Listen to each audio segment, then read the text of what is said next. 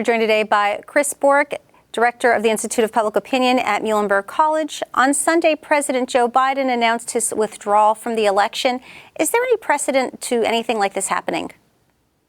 Hi, Francine. Not a lot of precedent, especially in contemporary times. Everybody harkens back to 1968 when Lyndon Johnson, the incumbent Democratic president, decided early in the year, in the spring, to step aside from that race and withdraw. That was earlier, of course, than mid-July.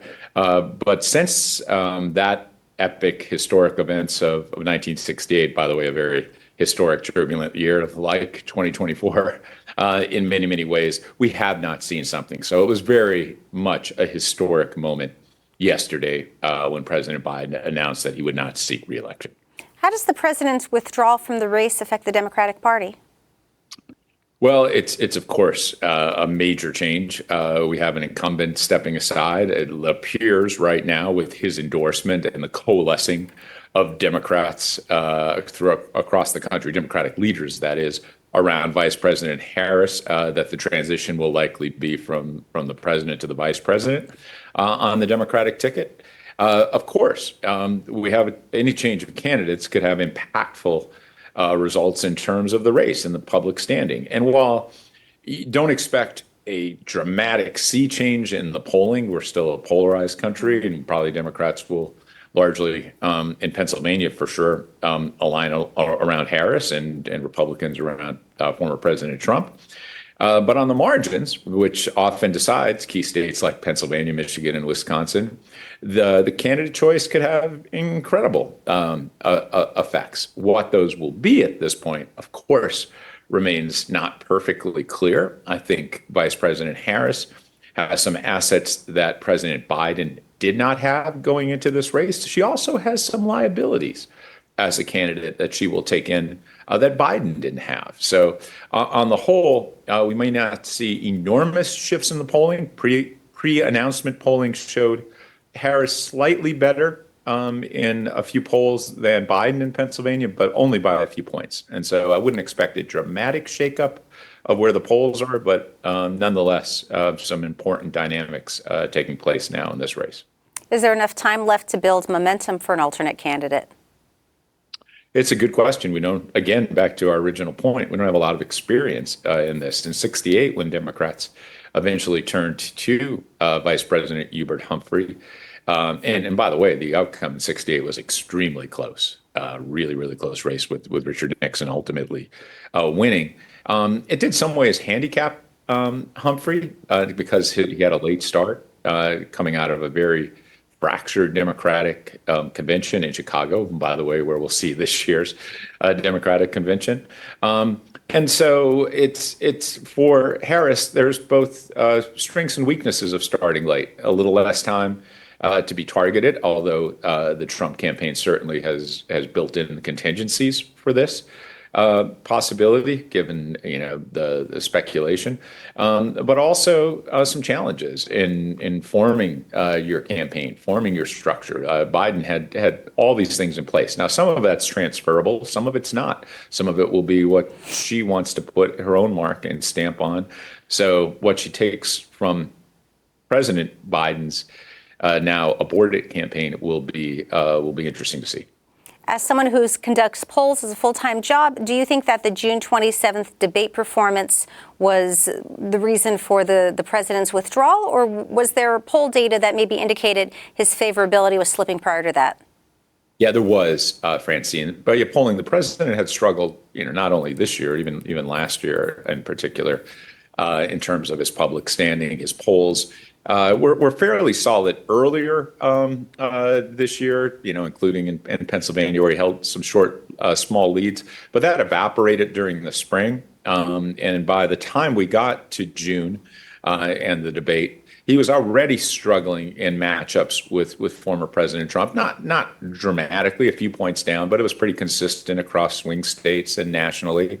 That was magnified by the outcome of the debate, where you saw increasingly consistent public perceptions of Biden as incapable of running successfully for a second term. And that started to really materialize among Democrats nationally, where you saw the percentage that said he should not be the nominee spiral.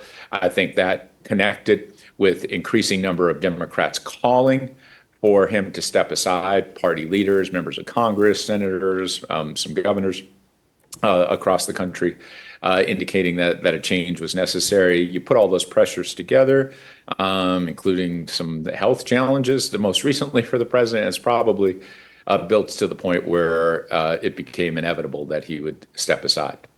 Just a week earlier, there was an assassination attempt on former President Trump at a rally in Pennsylvania. Do you think that attempt and President Trump's response to it had an effect on his popularity among voters? Yeah, we're seeing some of the polling evidence for that at this point, Francine. Certainly, the tragic events that happened out in Butler had built up some public sympathy for former President Trump, overwhelming condemnation of what took place, and has, at least from the polls, seemed to give him a bit of an additional boost on already pretty promising numbers over the last month or so, particularly from the debate. It's interesting to think such a historic event as what happened in Butler, we would think maybe would move polling in an enormous way, right, as we saw. But in our highly polarized world right now, the polls have not shifted dramatically. And again, even a few points could be very important, especially in places like Pennsylvania. But former President Trump, of course, is a figure that is well known to voters in the country. He's also one of the most polarizing figures. So moving polls, even with dramatic, horrifying events like we saw in Butler, might not be as easy as it once was. As you mentioned, President Biden has thrown his support behind his vice president, Kamala Harris, being both a woman of color and also being roughly 2 decades younger than President Trump.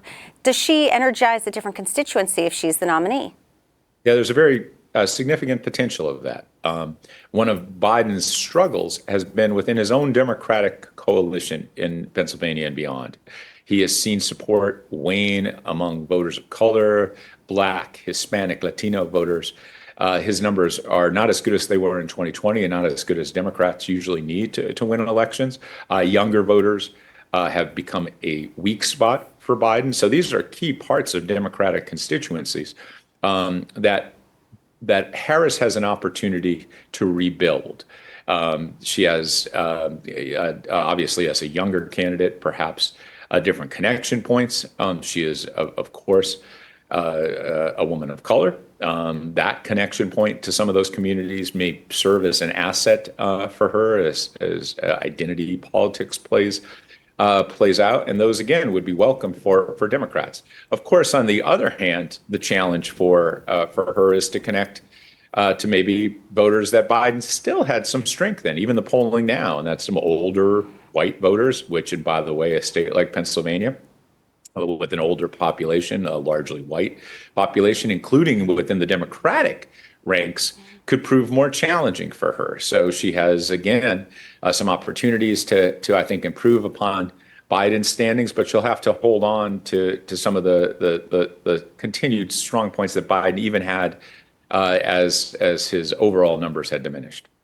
How do you think President Biden's withdrawal will affect down-ticket races in Pennsylvania?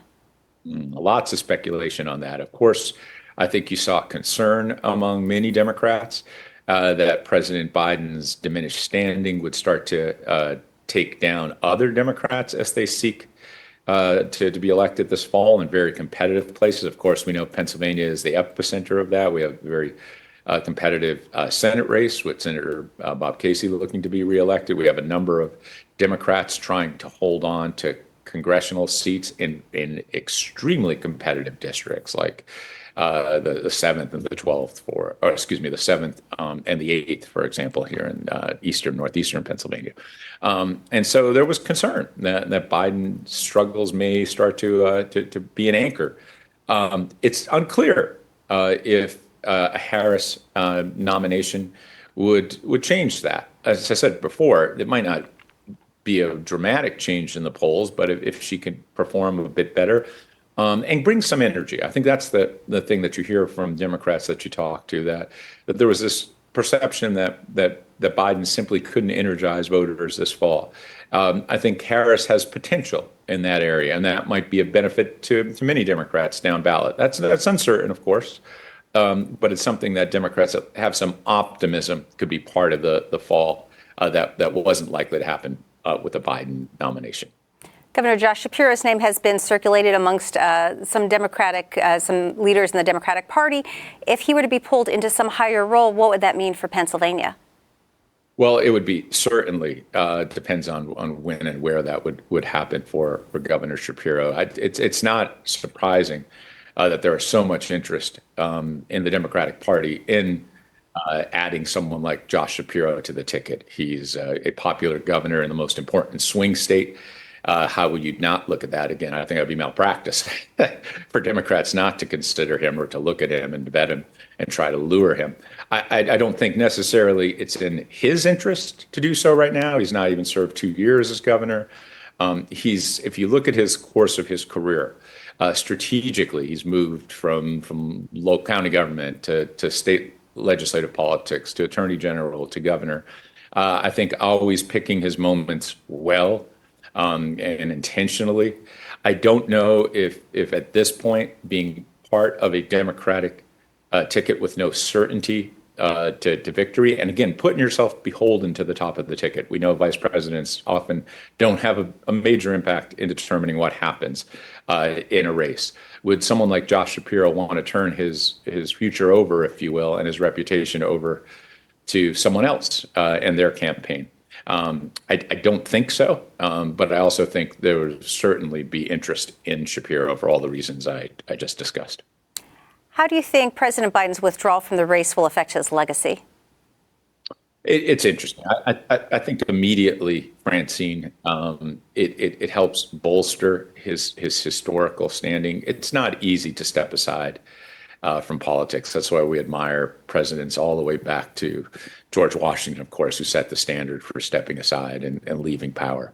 And so I imagine how difficult this was for President Biden, who's a proud man, and I think wants and believes that he could do the job, to recognize this. So I think in the end, and again, history has a way of sorting these things out, Biden will be looked at generally favorably for his decision here, and the difficulty of it. We'll let all the details kind of work out as we go forward. But I think compared to the possibility, the alternative of running a campaign that fails in the fall and that maybe brought down other Democrats, that certainly would be a stain, if you will, on a very productive, historically long political career.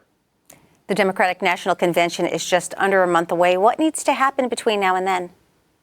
Well, I think for Vice President Harris, it is to as you might describe, earn her nomination, reach out to other Democrats, reach out across her party, reach out to voters, Democratic voters, to say, I understand that I did not win the primaries. I've been, thrust into this situation, but that I'm ready for it.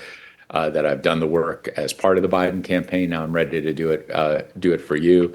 Build those connections. She had apparently, from news reports, been working very hard at doing that over the last 24 hours. I assume that will continue on. And the major part, and this is kind of the process, is to win over those delegates, right? I don't know if there'll be any real contest at the convention. It seems that would be hard to knock her off the path right now, but she has to make sure all that outreach is going on. And then again, to help plan a convention. We just saw the Republicans put on a very tightly orchestrated convention, and you have those days in the spotlight where it's yours. And Republicans did, I think, a very strong job of maximizing that opportunity. She and her team now have to maximize that opportunity in Chicago for Democrats next month. Chris Borick, thank you so much for joining us. It's been a pleasure, Pansy. Take care.